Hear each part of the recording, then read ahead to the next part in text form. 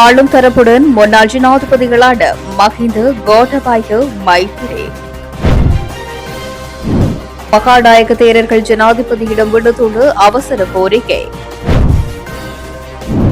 மஹிந்தவின் உயிருக்கு அச்சுறுத்தல் வெளியாகியுள்ள அதிர்ச்சியூட்டும் தகவல். அச்சத்தில் போதைப்பொருள் கடத்தல்காரர்கள் சுனில் வட்டகல தெரிவிப்பு. பலாங்குட ஹசப தேரர் உட்பட 10 பேர் நீதிமன்றில்.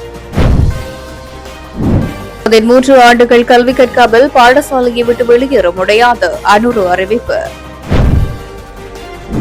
தமிழரசின் தலைவர் செயலாளரையும் சந்தித்து கனேடிய உயர்ஸ்தானிகர். ராஜபக்சர்களுக்கு சொந்தமான பெருந்தொகை பணத்தை முடக்கிய அனுர அரசு. அரசாங்கத்தினால் வழங்கப்படும் புதிய கொடுப்பனவு வெளியான அறிவிப்பு. தொடர்பான விரிவான செய்திகள். இலங்கையில் ஏற்பட்டுள்ள அரசியல் முரண்பாடுகளுக்கு மத்தியில் ஆளும் தரப்புடன் முன்னாள் ஜனாதிபதி இணைந்து கொண்டமை குறித்து தென்னிலங்கையில் அதிகம் பேசப்பட்டு வருகின்றது. முன்னாள் ஜனாதிபதிகளான மஹிந்த ராஜபக்ஷ, கோட்டாபாய ராஜபக்ஷ மற்றும் மைத்திரிபால சிறிசேன ஆகியோர் ஒரே இடத்தில் சந்தித்துக் கொண்டதாக தெரியவந்துள்ளது. இந்தியாவின் 77வது குடியரசு தினத்தை முன்னிட்டு இலங்கையில் உள்ள இந்திய உயர்ஸ்தானிகர் ஆலயம் கடந்த 26ஆம் தேதி இரவு விசேட வரவேற்பு நிகழ்வொன்றை ஏற்பாடு செய்திருந்தது. இந்த நிகழ்வில் இலங்கையின் முக்கிய அரசியல் தலைவர்கள் பலர் கலந்து கொண்டனர். மக்கள் விடுதலை முன்னணியின் பொதுச் செயலாளர் டெல்வின் சில்வா, முன்னாள் ஜனாதிபதிகளான மஹிந்த ராஜபக்ஷ, கோட்டாபாய ராஜபக்ஷ மற்றும் மைத்திரிபால சிறிசேன, அமைச்சர் வைத்தியர் நலிந்த ஜெயதிஸ் ஆகியோர் இந்த விழாவில் பங்கேற்றனர். அனைவரும் ஒரே மேசையில் அமர்ந்திருந்து கலந்துரையாடியமை அரசியல் மட்டத்தில் பேசு பொருளாக மாறியிருக்கின்றது. இந்த சந்திப்பின் போது இந்திய இலங்கைக்கு இடையிலான ராஜதந்திர உறவுகள் மற்றும் நட்புறவு குறித்து கலந்துரையாடப்பட்டதாக தெரிவிக்கப்படுகின்றது. இலங்கையின் பிரதான பௌத்த பீடங்களையும் சேர்ந்த மகாநாயக்க தேரர்களும் நிலையான கணக்காய்வாளர் நயத்தை நியமிக்குமாறு ஜனாதிபதியிடம் கோரிக்கை விடுத்துள்ளனர். நிலையான அடிப்படையில் கணக்காய்வாளர் நாயகம் ஒருவரை இதுவரை நியமிக்க முடியாமை சர்ச்சை ஏற்படுத்தியுள்ளதாக தெரிவித்துள்ளனர். பதவியிலிருந்து கணக்காய்வாளர் நாயகம் பதவியிலிருந்து ஓய்வு பெற்றுக் கொண்டதன் பின்னர் புதிய கணக்காய்வாளர் நாயகத்தை நியமிக்காமை தொடர்பில் பல்வேறு விமர்சனங்கள் எழுப்பப்பட்டு வருவதாக குற்றம் சுமத்தியுள்ளனர். இந்த விவகாரம் அரசின் நிதி முகாமைத்துவம் தொடர்பில் பல்வேறு தரப்புகள் முரண்பாடுகள் மற்றும் சர்ச்சைகளை உருவாக்க முயற்சித்து வருவதாக மகாநாயக தேரர்கள் சுட்டிக்காட்டியுள்ளனர். ஜனாதிபதி அனுரகுமார திசாநாயக்கவுக்கு அனுப்பியுள்ள கடிதத்தில் மூலம் அவர்கள் இந்த விடயத்தை தெரிவித்துள்ளனர். அரசு நிதி முகாமைத்துவத்தில் வெளிப்படைத்தன்மையை உறுதிப்படுத்தும் முக்கிய பொறுப்புகளை வகிக்கும் கணக்காய்வாளர் நாயக பதவிக்கு கணக்காய்வாளர் திணைக்களத்துக்கு வெளியே உள்ள ஒருவரை நியமிப்பது பொருத்தமற்றது என மகாநாயக்க தேரர்கள் வலியுறுத்தினர். எனவே கணக்காயர் திணைக்களத்தில் நீண்ட கால அனுபவத்துடன் சேவை புரிந்துள்ள மூத்த அதிகாரியான தர்மபால கம்மன் பிளவை கணக்காய்வாளர் நாயகமாக நியமிப்பதை உகந்தது என தெரிவித்துள்ளனர். இந்த நடவடிக்கை ஜனாதிபதி முன்னெடுத்து வரும் நாட்டை செழிப்பாக்கும் கொள்கை மற்றும் செயல் திட்டங்களுக்கு கூடுதல் வலு சேர்க்கும் என்றும் அந்த கடிதத்தில் மேலும் தெரிவிக்கப்பட்டுள்ளதாக குறிப்பிடப்படுகின்றது. கத்தோலிக்க அருட்தந்தை ஒருவரை தாக்கியதாக கூறப்படும் சம்பவம் தொடர்பாக கைது செய்யப்பட்டு விளக்கமறியலில் வைக்கப்பட்டுள்ள 6 போலீஸ் உத்தியோகத்தர்களையும் பணி இடைநீக்கம் செய்வதற்கு நடவடிக்கை எடுக்கப்பட்டுள்ளது. பணியிடை நீக்கம் செய்யப்பட்ட உத்தியோகத்தர்களில் 3 சார்ஜன்களும் 3 கான்ஸ்டபிள்களும் அடங்குகின்றார்கள் என போலீஸ் ஊடக பேச்சாளர் உதவி போலீஸ் அத்தியட்சகர் எஃப்யோ ஓட்லாட் தெரிவித்துள்ளார். சந்தேக நபர்களான 6 போலீஸ் உத்தியோகத்தர்களும் எதிர்வரும் 29ஆம் தேதி வரை மீண்டும் விளக்கமறியலில் வைக்கப்பட்டுள்ளனர். ஹம்பக பிரதம நீதிவான் சீலனி பெரேரா முன்னிலையில் வழக்கு நேற்று முன்தினம் விசாரணைக்கு எடுத்துக் கொள்ளப்பட்ட போதே சந்தேக நபர்களை மீண்டும் விளக்கமறியலில் வைக்க உத்தரவிடப்பட்டது. சந்தேக நபர்களான போலீஸ் உத்தியோகத்தர்களை அன்றைய தினம் அடையாளம் காணும் அணிவகுப்பில் முன்னிலைப்படுத்துமாறும் நீதிவான் உத்தரவிட்டார். தாக்குதலுக்குள்ளானதாக கூறப்படும் கத்தோலிக்க அருட்தந்தை தொடர்ந்தும் சிகிச்சை பெற்று வருகின்றார் என அவர் சார்பில் முன்னிலையாக இருந்த சட்டத்தரணி நிவல் அபயரத்னா நீதிமன்றத்துக்கு அறிவித்திருந்தார். கத்தோலிக்க அருட்தந்தை வழங்கிய முறைப்பாட்டிற்கு அமைய சந்தேக நபர்களான போலீஸ் உத்தியோகத்தர்கள் கைது செய்யப்பட்டிருந்தனர். கொழும்பு கிருளப்பணியில் உள்ள முன்னாள் ஜனாதிபதி மஹிந்த ராஜபக்சவின் வீட்டின் மேல் 2 முறை ஆளில்லா விமானங்கள் பறந்துள்ளதாக தகவல்கள் வெளியாகியுள்ளன. இந்த ஆளில்லா விமானங்கள் நேற்றைய தினம் 27ஆம் தேதி பிற்பகலில் பறக்க விடப்பட்டதாக தென்னிலங்கை ஊடகம் ஒன்று தகவல் வெளியிட்டுள்ளது. இது மஹிந்த ராஜபக்சவின் உயிருக்கு அச்சுறுத்தல் என்றும் இது தொடர்பாக போலீசில் முறைப்பாடு அளிக்கப்பட்டிருந்தாலும் இதுவரையிலும் எந்த நடவடிக்கையும் எடுக்கப்படவில்லை என்றும் கூறப்பட்டுள்ளது. இந்த ஆளில்லா விமானங்கள் பறக்க விடப்பட்டது ஒழுங்கமைக்கப்பட்ட முறையில் செய்யப்பட்டதா என்பதில் கடுமையான சந்தேகம் இருப்பதாகவும் தெரிவிக்கப்பட்டுள்ளது. முன்னாள் ஜனாதிபதி மஹிந்த ராஜபக்ஷ கொழும்பு விஜயராமவில் உள்ள தனது உத்தியோகபூர்வ இல்லத்தில் இருந்து வெளியே வெளியேறி தற்போது கொழும்பு கிருளப்பனையில் உள்ள ஒரு வீட்டில் வசித்து வருகின்றமை குறிப்பிடத்தக்கது. போதைப்பொருள் கடத்தல்காரர்கள் அச்சமடைந்துள்ளதாக பிரதி பொது பாதுகாப்பு அமைச்சர் சுனில் வட்டக்கல தெரிவித்துள்ளார். ரத்தினபுரி மாவட்டத்தில் நடைபெற்ற போதைப்பொருள் ஒழிப்பு தொடர்பான கூட்டம் ஒன்றில் பங்கேற்ற போது அவர் இந்த கருத்துக்களை வெளியிட்டுள்ளார். தேசிய மக்கள் சக்தி அரசாங்கத்தினால் முன்னெடுக்கப்பட்டு வரும் போதைப்பொருள் ஒழிப்பு நடவடிக்கைகளின் காரணமாக போதைப்பொருள் வர்த்தகர்கள் அச்சமடைந்துள்ளதாகவும் சிலர் தன்னார்வ அடிப்படையில் சரணடைய ஆயத்தமாக்கியுள்ளதாகவும் அவர் தெரிவித்துள்ளார். விஷ போதைப் பொருளை முற்றுமுழுதாக நாட்டிலிருந்து எல்லா தொழிற்று நடவடிக்கை எடுக்கப்பட்டு வருவதாகவும் தெரிவித்திருக்கின்றார். இந்த திட்டம் வெற்றிகரமாக கிரமமான அடிப்படையில் முன்னெடுக்கப்பட்டு வருவதனால் போதைப்பொருள் வர்த்தகர்கள் பெரும் அழுத்தத்திற்குள்ளாகியுள்ளதாக பிரதி அமைச்சர் சுனில் வட்டகல தெரிவித்துள்ளார். திருகோணமலை புத்தர் சிலை விவகாரம் தொடர்பில் விளக்கமறியலில் வைக்கப்பட்டுள்ள பலாங்குட கசப்பு தேரர் மற்றும் 4 பிக்குகள் உட்பட 10 சந்தேக நபர்களும் தற்போது நீதிமன்றத்திற்கு அழைத்து வரப்பட்டுள்ளனர். இச்சம்பவம் தொடர்பில் பலாங்குட ஹசபதேரர் உள்ளிட்ட 10 சந்தேக நபர்களையும் இன்று 28 வரை விளக்கமறியலில் வைக்குமாறு திருகோணமலை நீதிவான் கடந்த 19ஆம் தேதி உத்தரவிட்டிருந்தார். சந்தேக நபர்களுக்கு எதிராக கரையோர பாதுகாப்பு சட்டத்தின் கீழ் முன்வைக்கப்பட்டுள்ள குற்றச்சாட்டுகளை திரும்பப் பெறுவதற்கு சட்டமா அதிபர் மற்றும் திருகோணமலை துறைமுக போலீசார் மறுப்பு தெரிவித்ததை அடுத்தே இந்த உத்தரவு பிறப்பிக்கப்பட்டது. திருகோணமலை நகர கரையோர பாதுகாப்பு வலயத்தினுள் அனுமதியின்றி கூடாரம் ஒன்றை அமைத்து புத்தர் சிலை ஒன்றை ஸ்தாபித்ததாக கரையோர பாதுகாப்பு மற்றும் கரையோர மூலவள முகாமைத்துவ திணைக்களம் செய்த முறைப்பாடு தொடர்பான வழக்கு கடந்த ஜனவரி 14ஆம் தேதி திருகோணமலை நீதவான் நீதிமன்றில் விசாரணைக்கு எடுத்துக் கொள்ளப்பட்டது. இதன்போது அவ்வழக்கில் சந்தேக நபர்களாக பெயரிடப்பட்டிருந்த 11 பேரில் 9 பேர் நீதிமன்றில் ஆஜராகியிருந்தனர். இவர்களில் திருகோணமலை கோட்டை வீதியில் உள்ள ஸ்ரீ சம்புத்த ஜாயந்தி போதிராஜ விகாரியின் விகாராதிபதி, திருகோணமலை கல்யாண வம்ச தேசதேரர், பலாங்குட ஹசப தேரர், திருகோணமலை சுகித வம்ச தேசதேரர் ஆகியோர், நந்த தேரர் ஆகியோரும் உள்ளடங்குகின்றனர்.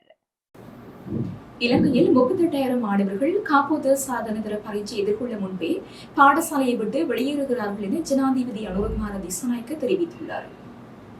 ஒவ்வொரு பிள்ளைக்கும் 13 ஆண்டுகள் கட்டாய கல்வியை வழங்குவது அரசாங்கத்தின் பொறுப்பு எனவும் 13 ஆண்டுகள் கல்வி கற்காமல் ஒரு பிள்ளை கூட பாடசாலையை விட்டு வெளியேற முடியாது என்றும் அவர் மேலும் சுட்டிக்காட்டினார். கட்டியெழுப்புவோம் ஒன்றிணைந்த உறுதியுடன் தேசிய வேலை திட்டத்தின் ஆரம்ப நிகழ்வு நேற்று 27ஆம் தேதி கம்பளையில் நடைபெற்ற போதே ஜனாதிபதி இந்த விடயத்தினை குறிப்பிட்டார். இங்கு அவர் மேலும் தெரிவிக்கையில், கிராமப்புற வறுமையை ஒழிப்பதில் கல்விக்கு முன்னுரிமை அளித்துள்ளோம். கல்வியில் ஒரு மாற்றத்தை ஏற்படுத்தும் சகாப்தம் நமக்கு தேவை. கிராமப்புற மக்களை சுழற்சி வறுமையிலிருந்து விடுவிப்பதற்கான முக்கிய வழி கல்விதான். அதனால் நாங்கள் கல்வியில் அதிக கவனம் செலுத்தியுள்ளோம். 38,000 மாணவர்கள் காப்போது சாதாரண தர பரீட்சையை எதிர்கொள்ள முன்பே பாடசாலையை விட்டு வெளியேறுகின்றார்கள். சிறைச்சாலைகளில் உள்ளவர்களில் சுமார் 74% 10ஆம் வகுப்பு வரை கல்வி கற்காதவர்கள். அவர்கள் குற்றங்கள் மற்றும் போதைப் பொருட்களில் தொடர்புபட்டுள்ளனர். எனவே சாதாரண தர பரீட்சைக்கு முன்பே பாடசாலையை விட்டு வெளியேறுவதை நிறுத்த வேண்டும். சாதாரண தர பரீட்சைக்கு பிறகு அவர்களில் பெரும்பாலானோர் பாடசாலையை விட்டு வெளியேறுகின்றார்கள். சிலர் காப்போதோ உயர்தரத்திற்கு தோற்றுகின்றார்கள். அதில் சித்தி பெற்ற பிறகு ஒரு குழு பல்கலைக்கழகங்களுக்கு செல்கின்றது. அதுதான் நம் நாட்டின் கல்வி பாதை. ஆனால் நாங்கள் தேர்ந்தெடுத்த கல்வி பாதை அதுவல்ல. ஒவ்வொரு பிள்ளைக்கும் 13 ஆண்டுகள் கட்டாய கல்வியை வழங்குவது அரசாங்கத்தின் பொறுப்பு. இன்று நாங்கள் ஒரு திட்டத்தை தொடங்கியுள்ளோம். பிள்ளை பாடசாலைக்கு வரவில்லை என்றால் பிள்ளை பாடசாலைக்கு வரவில்லை என்று பெற்றோருக்கு குறுஞ்செய்தி அனுப்பப்படும். அதன்படி பிரதேச செயலக மட்டத்தில் அதிகாரிகள் குழு நியமிக்கப்படும். ஒரு பிள்ளை தொடர்ச்சியாக 2 அல்லது 3 நாட்கள் பாடசாலைக்கு வரவில்லை என்றால் அந்த பிள்ளைக்கு என்ன நடந்தது என்பதை அந்த அதிகாரிகள் விசாரிக்க வேண்டும். 13 ஆண்டுகள் கல்வி கற்காமல் ஒரு பிள்ளை கூட பாடசாலையை விட்டு வெளியேற முடியாது. அதுவே எமது எதிர்பார்ப்பு. மேலும் கல்வி மறுசீரமைப்புகளில் பல முக்கியமான விடயங்களை நாங்கள் அடையாளம் கண்டுள்ளோம். பாடத்திட்டத்தின் பழைய தன்மையை நவீன உலகின் புதிய அறிவுடன் இணைத்து கல்வியில் ஒரு புதிய மாற்றத்தை கொண்டுவர நாங்கள் திட்டமிட்டுள்ளோம். அதன்போது 1 முதல் 5, 6 முதல் 9, 9 முதல் 11, 11 முதல் 13 என்ற 4 பிரிவுகளின் கீழ் செயற்பட உள்ளோம். அந்த 4 பிரிவுகளுக்குள் தொடர்ச்சி உள்ளது. இதன்படி 2032ஆம் ஆண்டுக்குள் நாடு முழுவதும் மிகவும் அங்கீகரிக்கப்பட்ட தொழிற்பயிற்சி மையங்கள் நிறுவப்படும். இதற்காக சட்டத்தில் திருத்தம் செய்யவும், விரிவுரையாளர்களின் சம்பளத்தை அதிகரிக்கவும், தேவையான உபகரணங்களை வழங்கவும் திட்டமிட்டுள்ளோம். முதன்முறையாக தொழிற்பயிற்சி கல்விக்காக 800 பில்லியன் ரூபாய் ஒதுக்கியுள்ளோம். இதற்கிடையில் எந்த நேரத்திலும் ஏதாவது செய்ய காத்திருக்கின்றவர்கள் சிலர் இருந்தனர். அவர்கள் மிகவும் தவறான கருத்துக்களை உருவாக்க தொடங்கி இருக்கின்றார்கள் என்றும் அவர் இதன்பொழுது தெரிவித்தார். யாழ்ப்பாணத்திற்கு விஜயம் மேற்கொண்டுள்ள இலங்கை மற்றும் மாலைதீவுகளுக்கான கனேடிய உயர்ஸ்தானிகர் இசபெல் மார்டின் நேற்று முன்தினம் தமிழரசு கட்சியின் தலைவர் மற்றும் செயலாளரை சந்தித்து கலந்துரையாடினார். யாழ் நகரில் உள்ள தனியார் விடுதியில் தமிழரசுக் கட்சியின் தலைவர் சி.வி.கே. சிவஞானம் மற்றும் அக்கட்சியின் செயலாளர் ஜனாதிபதி சட்டத்தரணி எம்.ஏ. சுமந்திரன் ஆகியோரை சந்தித்து கலந்துரையாடியுள்ளார். இச்சந்திப்பில் தமிழ் மக்களின் நியாயமான கோரிக்கைகளையும் நிலைப்பாட்டினையும் கனடா தொடர்ச்சியாக ஆதரித்து வரும் பின்னணியில் அதற்காக நன்றி தெரிவித்ததோடு தொடர்ந்தும் எதிர்காலத்தில் அத்தகைய ஆதரவை நம் நாடி நிற்கின்றோம் என்பதையும் அவருக்கு தெரியப்படுத்தினோம் என்று சுமந்திரன் தெரிவித்திருக்கின்றார். முன்னாள் ஜனாதிபதி மஹிந்த ராஜபக்சவின் பதவி காலத்தில் அவரது மனைவி ஷிரந்தி ராஜபக்சவினால் முன்னெடுக்கப்பட்ட சிறிலிய கணக்கு விண்ணப்ப படிவம் காணாமல் போயுள்ளதாக தெரிய வந்துள்ளது. குறித்த வங்கிக் கணக்கை ஆரம்பிக்கும் போது சமர்ப்பிக்கப்பட வேண்டிய விண்ணப்ப படிவம் தற்போது வங்கியில் இல்லை என பொதுமக்கள் பாதுகாப்பு பிரதி அமைச்சர் சுனில் வட்டக்கல தெரிவித்துள்ளார். உரிய ஆவணங்கள் இல்லாத காரணத்தினால் தற்போது இந்த கணக்கின் செயல்பாடுகள் அனைத்தும் இடைநிறுத்தப்பட்டு முடக்கப்பட்டுள்ளது என்றும் கூறியுள்ளார். இந்த கணக்கு இடைநிறுத்தப்படும் போது அதில் 44 மில்லியன் ரூபாய் பணம் காணப்பட்டுள்ளது. மேலும் ஆரம்பம் முதல் இந்த கணக்கில் மொத்தம் 82.9 மில்லியன் ரூபாவிற்கும் அதிகமான பணம் வைப்பிலிடப்பட்டிருந்ததாக பிரதி அமைச்சர் குறிப்பிட்டுள்ளார். இந்த நிதி விவகாரம் தொடர்பில் மேலதிக விசாரணைகள் முன்னெடுக்கப்பட்டு வருவதாகவும் அவர் தெரிவித்துள்ளார். சற்று முன் கிடைத்த செய்தி ஒன்று.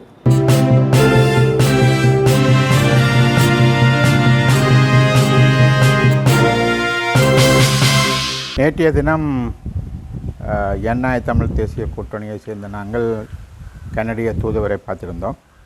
கனடிய தூதுவருக்கு முக்கியமான சில விஷயங்களை நாங்கள் மிக தெளிவாக எடுத்து கூறியிருக்கின்றோம். அதில் முதலாவதாக மாகாண சபை தேர்தலை நடத்த வேண்டியதனுடைய அவசியம் பற்றி குறிப்பிட்டிருக்கின்றோம். வடக்கு மாகாணத்தை பொறுத்தவரையில் கிழக்கு மாகாணத்தை பொறுத்தவரையில் 7 வருஷங்களுக்கு மேலாக இந்த மாகாண சபை தேர்தல்கள் நடத்தப்படவில்லை என்பதையும், முக்கியமாக இந்த மாகாண சபைகள் என்பது தமிழ் மக்களுக்குத்தான் தேவையானது என்பதும், சிங்கள மக்களை பொறுத்தவரையில் மாகாண சபை அவர்களுக்கு பெரியாது, அவர்களுக்கு பாராளுமன்றம் இருக்கிறபடி அவர்களுக்கு அதை பற்றி எந்த பிரச்சனையும் இல்லை. ஆனால் வடகிழக்கை பொறுத்தவரையில் இது தமிழ் மக்களுக்காக கொண்டு வரப்பட்ட ஒரு தீர்வு என்று சொன்ன அடிப்படையில் அதனை முழுமையாக நடைமுறைப்படுத்தினால்தான் தமிழ் மக்கள் தங்களது பிரதேசத்து அபிவிருத்திகளை தாங்களே பார்த்துக்கொள்ள முடியும் என்ற ஒரு விடயத்தை சொல்லியிருக்கிறோம். நாங்கள் இதுக்கு முன்னர் வந்த தூதுவர்களோடும் நாங்கள் இந்த விஷயங்கள் பற்றி பேசியிருக்கின்றோம். ஆகவே தாங்கள் அந்த விடயம் தொடர்பாக அரசாங்கத்துடன் பேசுவதாகவும் அவர்கள் எங்களுக்கு கூறியிருக்கின்றார்கள். இவை தவிர முக்கியமாக அடுத்து வரக்கூடிய ஒரு புதிய அரசியல் சாசனம் தொடர்பாகவும் கலந்துரையாடப்பட்டது. அதிலும் இலங்கை அரசாங்கம் இதுவரை இருந்து வந்த இலங்கை அரசாங்கங்கள் அனைத்தும் இந்த பிரச்சனையை தீர்க்காதபடியால் தான் பாரிய யுத்தங்கள் வந்தது. இப்பொழுது இருக்கக்கூடிய அரசு கூட தமிழ் மக்கள் ஏற்றுக்கொள்ளக்கூடிய ஒரு தீர்வை முன்வைப்பார்களா என்ற ஒரு கேள்வி இருக்கிறது. இது தொடர்பாக தமிழ் மக்களினுடைய கருத்துக்கள் முழுமையாக கேட்கப்பட்டு தமிழ் மக்கள் ஏற்றுக்கொள்ளக்கூடிய வகையில் ஒரு தீர்வு உள்ளடக்கப்பட வேணும். மிக பெரும்பான்மையாக அந்த தமிழ் மக்களை பொறுத்தவரையில் ஒரு சமஷ்டி அரசியலமைப்பு முறை என்பது இந்த நாட்டுக்கு உகந்தது என்ற விடயத்தை மீண்டும் மீண்டும் வலியுறுத்தி சொல்லியிருக்கிறார்கள். ஆகவே அந்த அடிப்படையிலான ஒரு தீர்வு தேவை என்பதையும் சொல்லியிருக்கின்றோம். மற்றது முக்கியமாக இப்பொழுது அரசாங்கம் புதிதாக கொண்டு வந்திருக்கக்கூடிய இந்த கிவிலோயா ஒரு நீர்ப்பாசன திட்டம் என்பது, இந்த நீர்ப்பாசன திட்டம் உண்மையாகவே இதை கொண்டு வருகின்ற பட்சத்தில் இப்பொழுது அங்கு ஏற்கனவே இருக்கக்கூடிய பழந்தமிழ் கிராமங்கள், பல கிராமங்கள், அவர்களுடைய வயல் நிலங்கள், அங்கு இருக்கக்கூடிய சிறிய சிறிய குளங்கள், ஏற்கனவே 15க்கும் மேற்பட்ட சிறிய குளங்கள் அங்கு இருப்பதாக சொல்கின்றார்கள். அதற்கு கீழ் அந்த மக்கள் மிக நீண்ட காலமாக 12 காலமாக அவர்கள் விவசாயம் செய்து வருகிறார்கள், நெல் செய்து வருகிறார்கள். இவர்கள் இந்த புதிய நீர்ப்பாசன குளத்தை உருவாக்குகிற பட்சத்தில் இந்த குளங்கள், இந்த மக்களுடைய கிராமங்கள் அனைத்தும் அந்த அந்த நீரேந்து பகுதிக்குள் அமிழ்ந்து போகக்கூடிய வாய்ப்புகள் மிக பெருமளவில் இருக்கின்றது. இது தொடர்பாக சுற்றுச்சூழல் அதிகார சபையும் கூட இந்த குளத்தினால் வரக்கூடிய கஷ்ட நஷ்டங்களை பட்டியலிட்டு சொல்லியிருக்கிறார்கள். ஆகவே இந்த குளத்தினூடாக இவ்வளவு மக்கள் வெளியேற்றப்படுவார்கள், 10,000 ஏக்கர் அளவிலான காடுகள் அழிக்கப்படும். அது அழிக்கப்படுகிற பட்சத்தில் அங்கே இருக்கக்கூடிய யானைகளுடைய போக்கிடங்கள் என்பது அது குடிசனங்கள் இருக்கக்கூடிய பகுதிகளுக்கெல்லாம் போகும். இதால் இன்னும் பெரிய குழப்பங்கள், பிரச்சனைகள் ஏற்படும். ஏற்கனவே இவர்கள் இந்த வெளியோயா எல் ஸ்கீம் கொண்டு வந்த பொழுது நிச்சயமாக அவர்களுக்கு தெரியும் மகாவலி தண்ணி அங்கு வர மாட்டாது என்பது அவர்களுக்கு தெரியும். சிங்கள குடியேற்றத்துக்காகவே பொய்யான ஒரு திட்டமாகத்தான் மகாவலி எல் ஸ்கீம் கொண்டு வரப்பட்டது. இன்று வரை மகாவலி அங்கு போகவும் இல்லை, அந்த எல் ஸ்கீமுக்கு தண்ணீர் கொடுக்கப்படவும் இல்லை. இவர்கள் பொய் சொல்லி குடியேற்றிய அந்த சிங்கள மக்களுக்கு நீர்ப்பாசனத்துக்காக இப்பொழுது இந்த அங்கிருக்கக்கூடிய மிச்ச சொச்சமான தமிழ் மக்களையும் வெளியேற்றி அங்கு அவர்கள் இப்பொழுது இந்த புதிய கெளியாண்டு சொன்ன ஒரு புதிய நீர்ப்பாசன திட்டத்தையும் மேலதிகமான சிங்கள குடியேற்றையும் அவர்கள் திட்டமிடுகிறார்கள் என்பதுதான் கருத்து. இவை தொடர்பாக சில சமயம் சந்திரசேகரன் போன்றவர்களுக்கு எவ்வளவு தூரம் தெரியுமோ தெரியாது என்று சொன்னால், மிக ஆரம்பத்திலிருந்து இலங்கை சுதந்திரம் அடைந்ததிலிருந்து விவசாய விஸ்தரிப்பு, நீர்ப்பாசன திட்டங்கள் என்று கொண்டு வருவது அனைத்தும் சிங்கள மக்களை தமிழ் பிரதேசங்களில் குடியேற்ற அம்பாறையில் நடந்திருக்கிறது, திருவோணமலையில் நடந்திருக்கிறது, வவுனியாவில் நடந்திருக்கிறது, இப்பொழுது நடைபெற்று கொண்டிருக்கிறது. ஆகவே இது ஒன்றும் புதிய விடயமில்லை, இது பழைய விடயங்கள் தான். வந்திருக்கக்கூடிய அரசாங்கமும் ஏதோ புதிதாக எல்லாம் மாறிவிட்டார்கள் என்று நாங்கள் கற்பனை பண்ணுறதுக்காக எதுவுமே கிடையாது. ஆகவே அந்த வகையில் இந்த குடியேற்றத்தை அரசாங்கம் நிறுத்த வேண்டும். வருகிற 2ஆம் தேதி தொடர்பான ஒரு போராட்டம் நெடுங்கணியில் நடைபெற இருக்கிறது. எல்லா தமிழ் தரப்பு அனைவரும் மிக பிரம்மாண்டமான அளவில் கலந்து கொள்ள வேண்டும் என்பது நம்முடைய கோரிக்கை. ஏனென்றால் இதை நாங்கள் அனுமதிக்கின்ற பட்சத்தில் தொடர்ச்சியாக இப்போ கிழக்கு மாகாணம் மிக பெருமளவில் பறிபோயிருக்கிறது. வடக்கு மாகாணத்தையும் அவர்கள் இப்படியே கபலீகரம் செய்கின்ற நிலைமைகள் தான் ஏற்படும். ஆகவே இது நிறுத்தப்படுவதற்கான அனைத்து நடவடிக்கைகளும் தமிழ் தரப்பால் மேற்கொள்ளப்பட வேண்டும். அதற்கான போராட்டங்கள் மக்கள் வகை தொகையின்றி கலந்து கொள்ள வேண்டும் என்றுதான் நாங்கள் கூற வேண்டும். இத்துடன் ஜெஃப்னக்லரியின் மதிய நேர பிரதான செய்திகள் நிறைவடைகின்றன. மேலதிக செய்திகளை அறிந்து கொள்ள www.jeffnaclery.lk என்ற இணையதளத்தின் ஊடாக இணைந்து கொள்ளுங்கள்.